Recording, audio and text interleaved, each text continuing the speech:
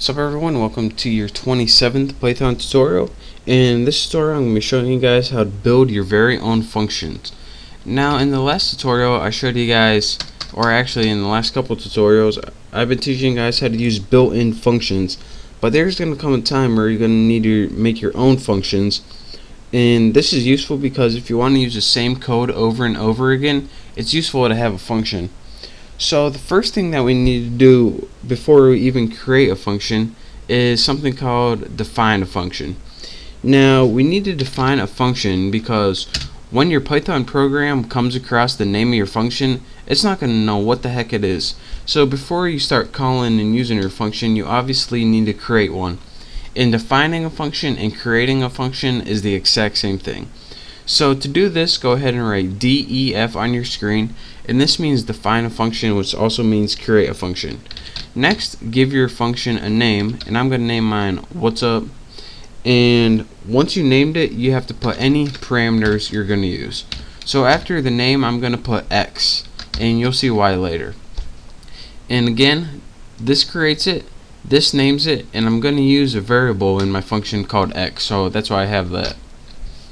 Now in your function body, you have to write what instructions you want your function to do. So what do I want this function called what's up to do? Well, the first thing I want it to do is return a value, and this is actually going to be the only thing I want it to do. I'm going to want it to say what's up, and then I'm going to want to write X. So whatever they put in for X, I want it to return what's up and then that name X. And now that's all the function. See, bam, roasted toasted, the function's created.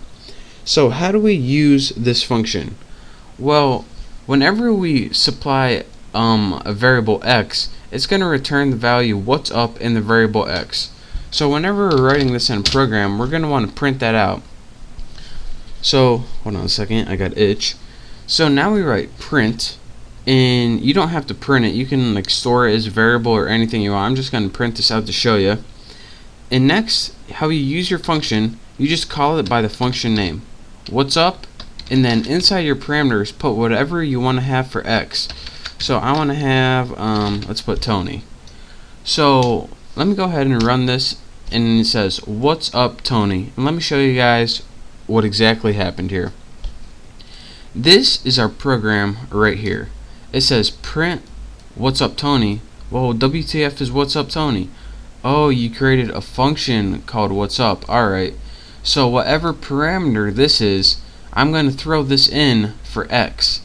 So again, that's why I use the parameter. It's like a temporary placeholder for whatever parameter this is. So whatever you put in inside your what's up, it gets called to this one right up here, and it just plugs it in. So again, if you print out something else, print what's up, let me make sure I spell it right, and have something else, noob, what's up noob, it's gonna say alright, when I use the what's up function, I'm supposed to return what's up plus whatever they put in. So that's what this does. So that's the basics of the function, and you can also have something like a math function and not just a string function. So let's go ahead and create another function called define or create plus 10. And if you can't guess what this function is going to do, yes, it's going to add 10. So instead of returning a name, we want to return whatever they plug in for Y. We don't know what it is yet, so we'll just use Y plus 10. And now we create that. Now we put print, and let's see, plus 10. I'm just kidding, it says plus 10. Gotcha. And for the parameters, you can put any number you want. So 44. And what this is going to do is take that 44, plug it in for Y, and add 10 to it. So let's go ahead and press enter, and it outputs 54. So again, to recap one more time, whenever you create a function, you need to have whatever parameters you're going to take, and then in your return statement, you have to write what you want to do with those parameters or variables. And then once you call your function or use it in your program, this gets treated as that variable, which is Y, and it puts that in for Y and does whatever you want to do to it. In this case, we added 10 to it. That's why we got 44 plus 10. So those are your basics of functions and how to create a function and how to write instructions for your function.